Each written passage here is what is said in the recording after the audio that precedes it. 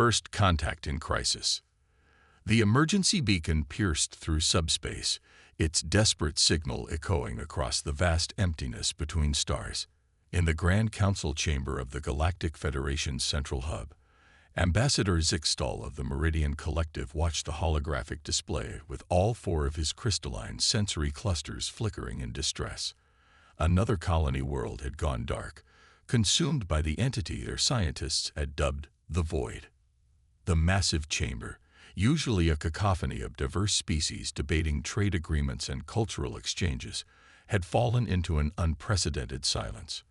Representatives from over 300 spacefaring civilizations stood, floated, or undulated in their respective environmental bubbles, all watching as the darkness spread across their star charts like spilled ink. "The Tartarian Defense Fleet has failed," announced High Commander Verluth, her bioluminescent tendrils pulsing with anxiety. Their quantum phase weapons had no effect. The entity simply absorbed them. She paused, her translator struggling to convey the magnitude of their situation.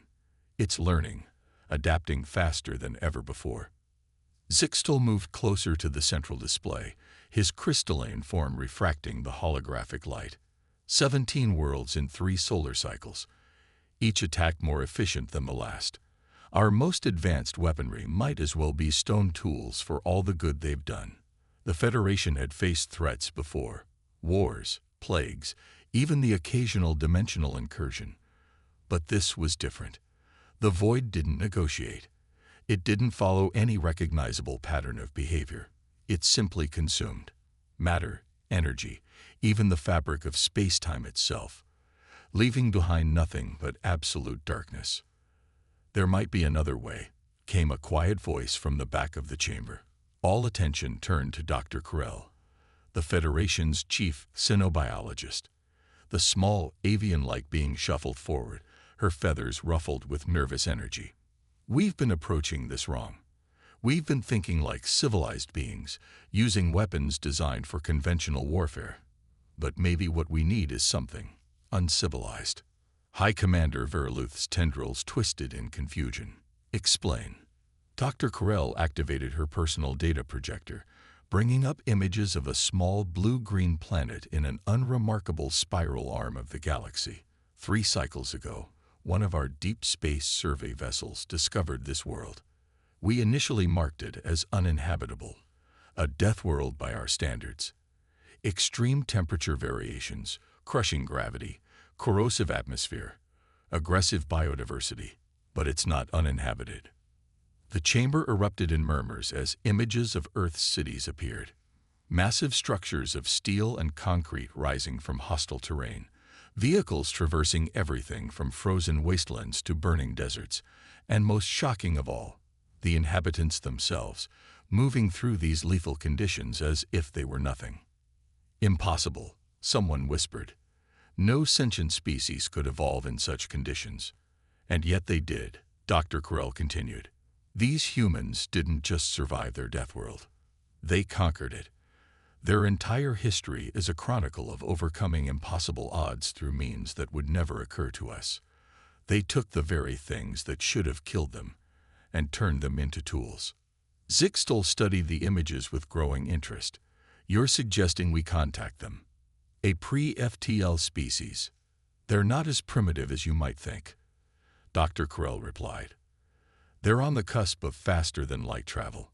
More importantly, they understand something we've forgotten after millennia of technological advancement: how to fight against forces that don't play by civilized rules." High Commander Verluth's tendrils had stopped their anxious writhing, now curved in thoughtful consideration. "Even if these humans could help, how do we know they wouldn't pose an even greater threat? A species forged in such conditions would understand survival better than any of us," Zixtal finished. "Look at their history. Yes, they fight wars, but they also heal their wounded, rebuild their destroyed cities, preserve their natural environments despite their harsh conditions. They're not simply brutal survivors, they're problem solvers." The chamber's AI updated the star chart, showing another system going dark. The Void was getting closer to the Federation's core worlds. "We're running out of options," Dr. Carell said quietly. "Our civilized approaches have failed. Maybe it's time to try something uncivilized." The debate raged for hours, but in the end, desperation won out over caution. The Federation Council voted to send a first contact team to Earth, breaking countless protocols about interfering with developing civilizations. As the council chamber emptied, Dr. Carell approached Zixtal. "You'll lead the contact team." The ambassador's crystalline form pulsed with determined light. "Yes, we need someone who can appreciate both civilization and survival." He turned his sensory clusters toward the image of Earth, still rotating slowly in the holographic display. "Besides, I want to meet these Deathworlders who looked at a planet trying to kill them and said no." The first contact team's ship dropped out of FTL on the dark side of Earth's moon, careful to avoid detection by the planet's early warning systems. As they prepared their approach, Zixtal received one final message from High Command. "The void has consumed the Proxima system. We have less than a solar cycle before it reaches Earth's sector. Make them understand. The galaxy needs its Deathworlders." Zixtal acknowledged the message, then turned his attention to the blue planet growing larger in their view screen. Somewhere down there, on that lethal world, were beings who had evolved to overcome the impossible. The question was, could they do it one more time, not just for themselves, but for the entire galaxy? The human solution. Dr. Sarah Chen stood in the hastily assembled conference room at NASA's Johnson Space Center, staring at the holographic projection of the void. Around her, Earth's hastily assembled response team watched in silence as the recording showed an entire solar system being consumed by what looked like living darkness. The aliens' data streams painted a picture that defied conventional physics, and that was exactly why Sarah couldn't stop smiling. "You think this is funny, Dr. Chen?" General Marcus Rodriguez asked, his voice tight with concern. The military contingent had been understandably tense since the Federation's representatives had made their dramatic appearance 3 days ago. "Not funny," Sarah replied, her eyes never leaving the projection. "Familiar. Captain Torres, what does this remind you of?" Maria Torres, a veteran deep-sea explorer, leaned forward in her chair. "Deep ocean vents. The way the darkness moves. It's like watching a thermal bloom in the Hadal Zone, but in reverse. It's consuming energy instead of releasing it." "Exactly." Sarah turned to Zixtal, the crystalline alien ambassador who had been quietly observing the humans' analysis. "Your weapons failed because you were thinking in terms of destruction. But this isn't a weapon we're fighting. It's an organism, or maybe an entire ecosystem." Zixtal's form pulsed with what the humans had learned was curiosity. "We considered this possibility, but even our most advanced biological weapons had no effect." "Because you were still trying to kill it," interrupted Dr. James Okonjo, stepping forward from his workstation, where he'd been running simulations. The theoretical physicist gestured at his screens covered in equations. "But what if we try to understand it instead? Look at these energy patterns. They're not random. The void isn't just consuming, it's feeding. And like any living thing, it must have basic needs and limitations." The room buzzed with new energy as various specialists began connecting dots their alien visitors had never seen. A climatologist pointed out how the void's expansion patterns matched atmospheric circulation models. A marine biologist noted similarities to how certain deep-sea organisms hunted through pressure gradients. "Your weapons failed," Sarah explained to Zixtal, "because they were designed to destroy normal matter and energy. But this thing operates on a deeper level. It's like trying to kill a shark with a leaf blower. We need to change its environment instead." The alien ambassador's crystalline structure flickered rapidly, their equivalent of rapid blinking. "Change the environment of space itself. That's impossible." Sarah laughed. "Ambassador, humans specialize in impossible." "Dr. Okonjo, show them Project Helios." James pulled up new simulations, displaying a massive array of satellites and energy projectors. "We've been developing this for solar weather control. With your Federation's quantum technology, we could modify it to create artificial space-time distortions, not to attack the void directly, but to change the fundamental forces it feeds on. Like changing the ocean's temperature to drive away predatory fish, Maria added, or using controlled burns to stop forest fires. Zixtal watched in fascination as the humans rapidly built upon each other's ideas, combining their diverse experiences with Earth's hostile environments to approach the cosmic threat from angles the Federation had never considered. Within hours, they had outlined a preliminary plan that seemed simultaneously brilliant and insane. "You want to create an artificial quantum barrier," Zixtal summarized, using modified solar radiation to induce specific space-time curvatures that would essentially make certain regions of space indigestible to the void, while simultaneously setting up bait areas that would draw it away from inhabited systems. Sarah confirmed. "Think of it as cosmic pest control rather than warfare." "The energy requirements would be astronomical," the ambassador protested. "The coordination needed across multiple star systems. That's where your Federation comes in," General Rodriguez interjected. "We have the concept. You have the infrastructure. Apart, neither of us could solve this. Together." He smiled. "Well, humanity has a long history of pulling off the impossible when we work together." Zixtal's crystalline form pulsed with multiple colors, a sign of strong emotion. "Your species truly is remarkable. When we detected your world, we called it a death world." "But that's not accurate, is it? Earth isn't a death world. It's a training ground." Sarah nodded, her expression serious. "Everything that made our planet lethal by your standards forced us to adapt, to think creatively, to understand that survival sometimes requires unconventional solutions. Now let's put those lessons to work on a cosmic scale." The next few days were a blur of activity as humans and aliens worked together to refine the plan. Federation scientists were initially skeptical of the humans' seemingly chaotic approach, but they couldn't argue with the results. Where the Federation had sought to destroy the void through direct confrontation, humanity proposed to reshape its environment, redirect its behavior, and ultimately contain it through understanding rather than pure force. As the final preparations began, Sarah found herself back in the conference room late one night, studying the latest simulations. Zixtal joined her, the alien's crystalline form casting subtle rainbows on the holographic displays. "There's something I don't understand," the ambassador said. "Your species faces constant dangers on your world. You've endured countless natural disasters, predators, and harsh conditions. By all logic, this should have made you fearful, conservative in your thinking.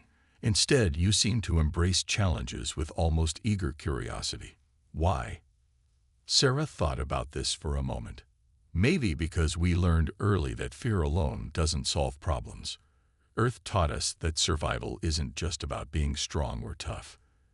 It's about being clever, being adaptable, and most importantly, being willing to try new approaches when the old ones fail." She gestured at the simulation of the void. "Your Federation saw an unstoppable force of destruction. We see a puzzle to be solved. And puzzles," she smiled, "puzzles are just problems we haven't figured out yet." Zixtal's form brightened. "Then let us hope your species' unique perspective holds the key to this particular puzzle. Because the void has just consumed another system, and we're running out of time."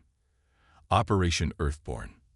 The bridge of the Federation flagship Stellar Horizon hummed with activity as humans and aliens worked side by side, their differences forgotten in the face of impending catastrophe. Dr. Sarah Chen watched the massive holographic display showing the void's approach toward the Centauri system, where they would make their stand. Modified Helios arrays in position, Maria Torres reported from her station, her deep-sea exploration experience proving invaluable in coordinating the vast three-dimensional deployment. Quantum barrier generators at 90% charge. Federation fleet reports ready, General Rodriguez added, his military background helping bridge the gap between human intuition and alien technology. "Though I'm still not sure they fully trust our plan." "They don't need to trust it. Sarah replied, checking the final calibrations. They just need to follow it. She turned to James Okonjo, who was monitoring the quantum physics readings. How's our bait looking? James gestured at his complex displays, where streams of data showed the artificial quantum anomalies they'd created. Ready to serve dinner. If we're right about the void's feeding patterns, it won't be able to resist. Zixtal's crystalline form pulsed with nervous energy. We're betting everything on this theory. If we're wrong. We're not wrong, Sarah interrupted firmly. Every test we've run confirms it. The void isn't just consuming systems randomly. It's following specific quantum energy gradients, like a shark following blood in the water. We're just going to give it a more appealing trail to follow. The plan was audacious in its scope. Using modified versions of Earth's solar weather control technology combined with Federation quantum engineering, they had created a series of artificial feeding grounds, regions of space rich in the specific energy patterns the void seemed to prefer. These would serve as both bait and trap, leading the entity into a carefully prepared containment zone. Contact in 30 minutes, Maria announced. The void's approach vector matches our predictions exactly. The bridge crew watched as the living darkness entered their sensor range. It was larger now than in any previous encounter, having consumed dozens more systems since first contact with Earth. The sight of it made even the most hardened Federation veterans tremble. But the humans remained focused. They had faced nature's fury on Earth in all its forms. Hurricanes, earthquakes, volcanic eruptions. This was just another force of nature, albeit on a cosmic scale. Begin Phase 1, Sarah ordered. Activate the quantum lures. Across a vast section of space, hundreds of modified Helios arrays sprang to life, creating a complex web of energy patterns designed to attract the void's attention. For a tense moment, nothing happened. Then the void changed course. It's working, James exclaimed, his displays showing the entity's shifting energy patterns. It's following our trail. But their success was short-lived. As the void approached the first set of lures, something unexpected happened. Instead of following their carefully planned path, it began to split into multiple smaller entities. That's impossible, Zixtal exclaimed. It's never displayed this behavior before. Sarah's mind raced, drawing on years of studying Earth's most adaptable organisms. It's not impossible. It's evolution, like bacteria dividing to colonize new environments. She turned to Maria. Remember those deep-sea vents you mentioned? How do the organisms there respond to changes in their environment? Maria's eyes widened with understanding. They adapt or die. Usually both. Some portions of the colony adapt while others perish, ensuring survival through diversity. Exactly. The void isn't just following our trail. It's hedging its bets. Sarah's fingers flew across her console, modifying their approach. General, we need to adjust the fleet's formation. Instead of one large containment zone, we need multiple smaller ones. That wasn't in the simulation, Zixtal protested. The energy requirements will be higher, yes, Sarah finished. But it's adapt or die time, Ambassador. What's it going to be? The crystalline alien seemed to struggle for a moment. Then its form brightened with determination. All Federation vessels adjust formation according to human coordinates. Divert all non-essential power to the barrier generators. The next hours were a symphony of controlled chaos as the combined human-alien fleet scrambled to adapt their strategy. The Void's fragments proved more aggressive than the whole, but also more predictable in their individual behaviors. Like smaller predators, they were less cautious, more easily led into traps. Last fragment entering Containment Zone 7, Maria reported, her voice hoarse from hours of continuous coordination. Quantum barriers holding at 63%. That's all of them, James confirmed, though his expression remained worried. But the barriers won't hold forever. We're burning through power faster than predicted. Sarah nodded, already working on the next phase. We knew containment was only part of the solution. Now comes the hard part. She looked up at the assembled crew, human and alien alike. We need to figure out how to communicate with it. Communicate? Zixtal's form flickered in surprise. It's a cosmic horror consuming entire star systems. It's a living thing. Sarah corrected. Everything alive wants something. We just need to figure out what that is. She gestured at the contained fragments of the void, still writhing in their quantum cages. Look at the pattern of its divisions. That's not random. It's a language. It's been trying to tell us something from the beginning, and we've been too busy trying to kill it to listen. The bridge fell silent as this new perspective sank in. Then James laughed softly. Only humans would look at an incomprehensible cosmic horror and say, let's try talking to it. Well, Sarah replied with a grim smile. We've got 7 pieces of it trapped in quantum models. Might as well try to strike up a conversation. After all, how different can it be from trying to communicate with deep-sea creatures, or tracking wolf packs, or understanding storm patterns? As the crew began recalibrating their instruments for this new challenge, Sarah caught Zixtal watching her with an unreadable alien expression. You know, the ambassador said quietly, when we came to Earth, we thought we were recruiting warriors. Instead, we found something far more valuable. Oh, what's that? Teachers. The crystalline alien's form pulsed with what Sarah had learned was respect. You're teaching us new ways to see the universe, and perhaps soon, you'll teach us how to talk to it as well. The language of the void. The containment chamber aboard the Stellar Horizon looked like a cross between an aquarium and a quantum physics lab. 7 shimmering quantum barriers held fragments of the void, each one moving in patterns that seemed random at first glance, but grew more meaningful with each passing hour of observation. There, Dr. James Okonjo pointed at one of his displays. That oscillation pattern keeps repeating. It's too consistent to be random. He'd been working for days with an unlikely team. Dr. Sarah Chen, 3 Federation quantum physicists, and Dr. Maya Patel, an expert in animal communication from India. Maya nodded, her eyes never leaving the movement patterns of the void fragments. It reminds me of elephant infrasound communications. They use frequencies we couldn't even detect until we developed the right instruments. We were deaf to their conversations for centuries. And we've been blind to this one, Sarah added, making another adjustment to their sensors. The quantum barriers were holding, but power consumption remained a critical concern. They had perhaps another week before they'd have to make hard decisions about containment. The chamber doors slid open, admitting Maria Torres and Zixtal. The deep-sea explorer had formed an unexpected bond with the crystalline alien, their shared experience with extreme environments creating common ground. The latest sensor data from the Federation fleet, Maria announced, transferring files to the main display. They've confirmed no sign of additional void activity in neighboring systems. Whatever we caught, it seems to be all of it. Or all of this particular colony, Maya corrected. If our biological model is correct, there could be more out there, just as there are multiple whale pods in Earth's oceans. Zixtal's form pulsed with concern. That's not reassuring. Actually, it is, Sarah said, excitement creeping into her voice. Because if there are more out there, and these are like whale pods, then they must have some way of communicating with each other across vast distances.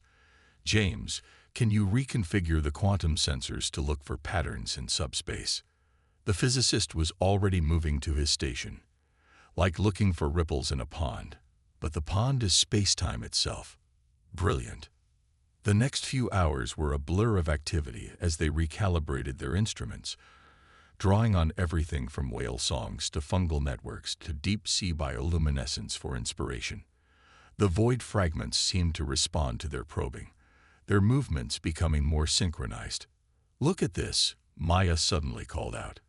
When we pulse this particular quantum frequency, all 7 fragments respond in the same way. It's like when you play a specific note and all similar strings on a piano vibrate in sympathy. James rushed over to her station, his eyes widening at the data. These patterns, They're not just similar to quantum entanglement, they're actually creating temporary entanglement fields. They're using quantum states to communicate. Sarah felt a chill run down her spine. They're not consuming systems, she whispered. They're trying to entangle with them. But the process is too aggressive, too foreign for normal matter to survive. It's not an attack. It's a botched attempt at communication. The implications hit everyone at once. The void wasn't a mindless cosmic horror. It was a truly alien intelligence trying to reach out in the only way it knew how, like a curious child accidentally crushing insects while trying to play with them. We need to respond, Sarah decided. James, can we generate a controlled entanglement field? Something that could interface with their quantum states without being destroyed. Maybe, he replied, already working on calculations. If we combine Federation quantum technology with our containment systems. Maya, how do whales modulate their songs? Different frequencies for different meanings, the animal communication expert replied.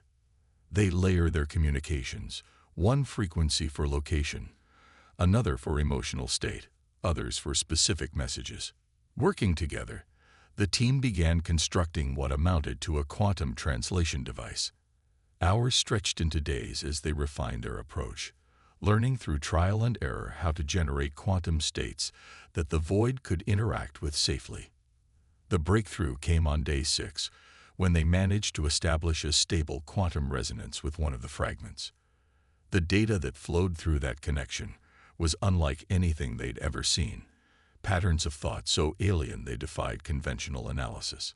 It's working, James announced, his voice filled with awe. We're getting coherent data streams, but interpreting them. Maya had been quietly writing in her notebook, old school paper, and pen a stark contrast to the advanced technology around her. I think I see a pattern. It's like they experience time and space as one continuous medium, the way we experience water as a single substance rather than individual molecules that could destroy us. The conversation was interrupted by an alert from the bridge. Dr. Chen, we're receiving a transmission from the collective. They're inviting us to observe something. The group hurried to the bridge, where they found General Rodriguez already studying the quantum patterns. The military man had surprised everyone with his quick grasp of the collective's communication methods, though he claimed it wasn't so different from learning to read weather patterns for combat operations. They want to show us how they travel between galaxies, he explained, excitement breaking through his usual professional demeanor. Apparently, what we've seen so far is just their local exploration mode. Their true form of travel involves quantum tunneling on a cosmic scale. The bridge crew watched in awe as several members of the collective merged together, forming a massive quantum matrix that seemed to exist in multiple dimensions at once. The sensors could barely track what happened next, but for a brief moment, they caught a glimpse of other galaxies, other realities, all connected through the quantum web that the collective called home. That's how they've survived for millions of years, James whispered. They're not just space travelers, they're dimension walkers, the ultimate explorers. And now they want to teach us, Sarah added, her voice filled with wonder. Not by transforming us into them, but by helping us find our own way to traverse the quantum realms. Zixtal's form pulsed with strong emotion. When we first discovered Earth, we called it a death world. We thought its harsh conditions made it a prison for its inhabitants. Now I understand. It wasn't a prison. It was a crucible, forging a species that could face the impossible with curiosity instead of fear. The bridge fell silent as they watched the collective return from their demonstration, their dark tendrils now shimmering with possibilities that humanity was just beginning to understand. The fear that had once gripped the galaxy at the sight of these cosmic entities had been replaced by anticipation of what they could learn from each other. So, Maria said with a grin, who's ready to start planning our first quantum exploration mission? The enthusiastic response from both humans and aliens was immediate. As they began discussing the logistics of this new adventure, Sarah took a moment to send a message back to Earth, where billions waited anxiously for news from their representatives among the stars. To all of humanity, she wrote, thank you for teaching us to be curious instead of afraid, to seek understanding instead of destruction, to find wonder in the unknown. The stars are stranger and more beautiful than we ever imagined, and they're waiting for us to explore them. Not as conquerors or victims, but as bridges between worlds that once seemed impossibly different. She paused, watching the collective dance through space, then added one final line. It turns out that surviving a death world doesn't just teach you how to stay alive. It teaches you how to truly live, no matter what wonders or challenges the universe throws your way. The future stretched out before them, filled with possibilities that neither humans nor the Federation had dreamed of before. The very forces that had shaped humanity into survivors had also prepared them to be teachers, explorers, and bridges between the incredible diversity of cosmic life. The galaxy would never be the same, and that was exactly what both humanity and the collective were counting on.